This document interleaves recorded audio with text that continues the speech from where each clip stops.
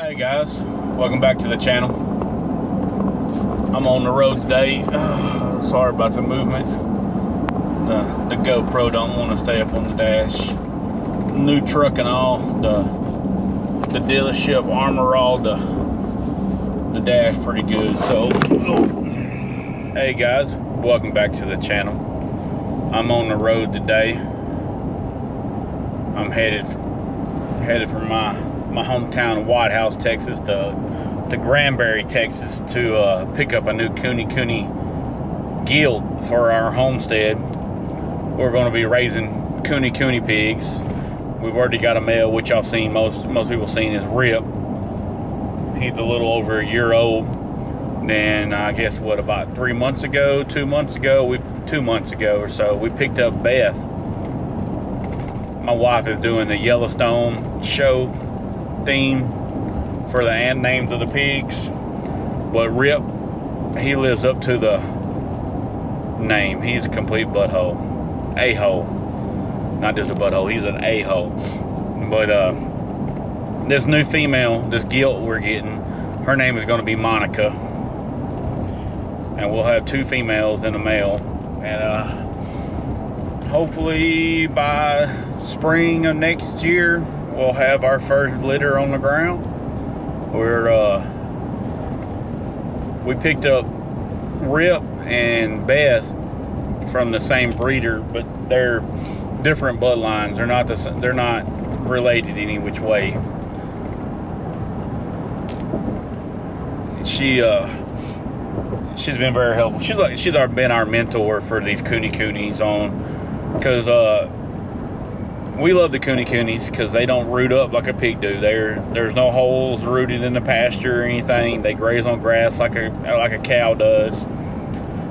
Now they do love their feed, but our plan with them is to breed them. But with the Kune Kunes, there's a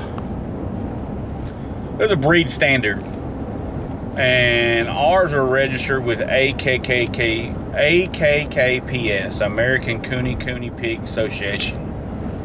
They have AKPR, American Kune Pig Registry, but from what my wife was telling me, now I haven't done much research, these Kune Kunes were more my wife adventure. She's the one that really jumped on it and wanted to raise these.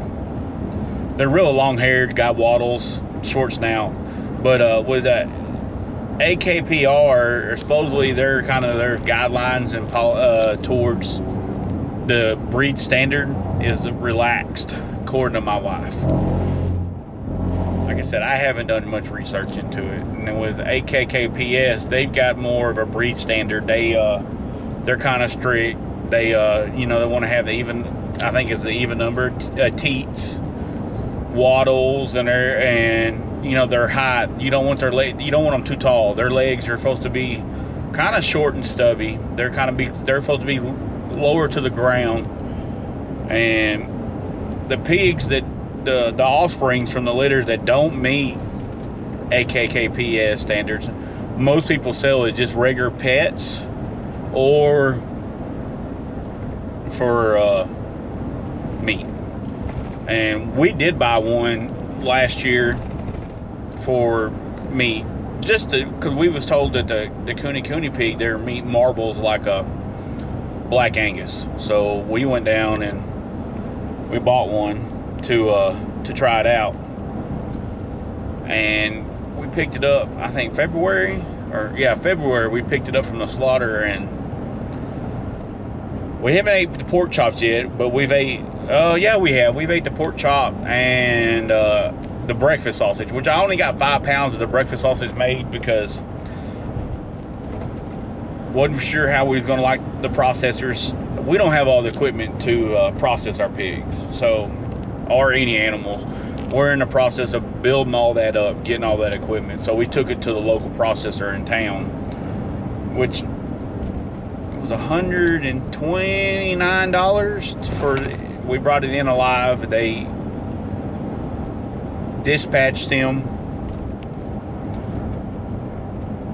cleaned them, gutted them, and processed them, and it was $129 total, which we would thought was a pretty good deal. We ended up getting 5 pounds of breakfast sausage, 11 pounds of ground pork, and he was 140 pounds hanging weight, which he wasn't getting any bigger. We had him a little over a year, and he wasn't getting any bigger. So we was like, instead of keep feeding him, we just go ahead and get him processed. And yes, I wormed him. I wormed him several months.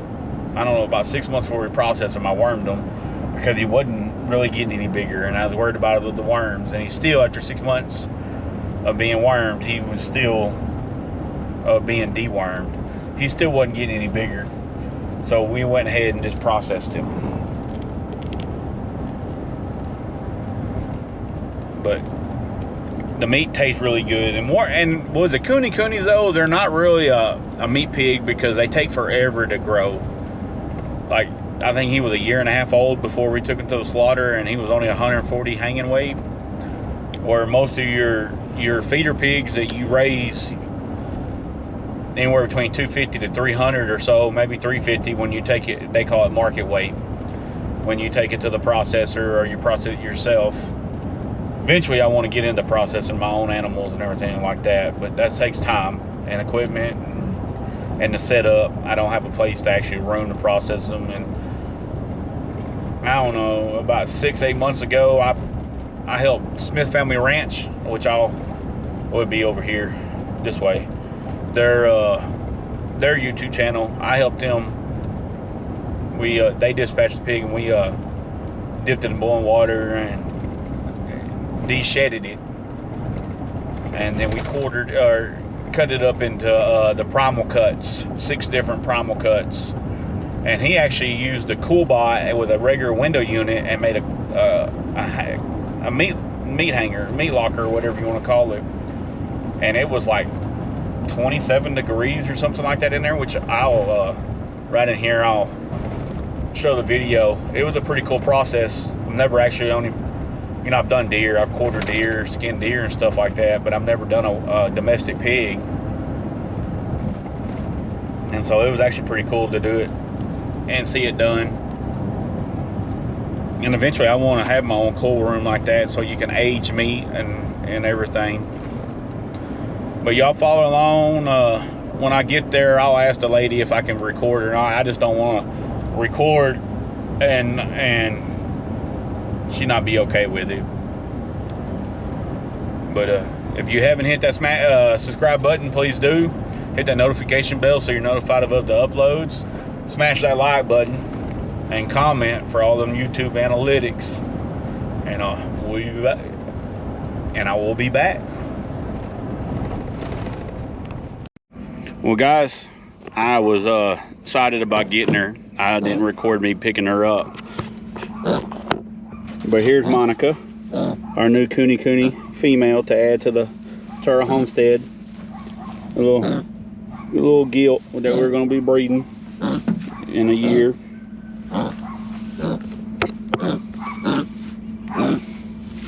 I gotta take a picture for my wife.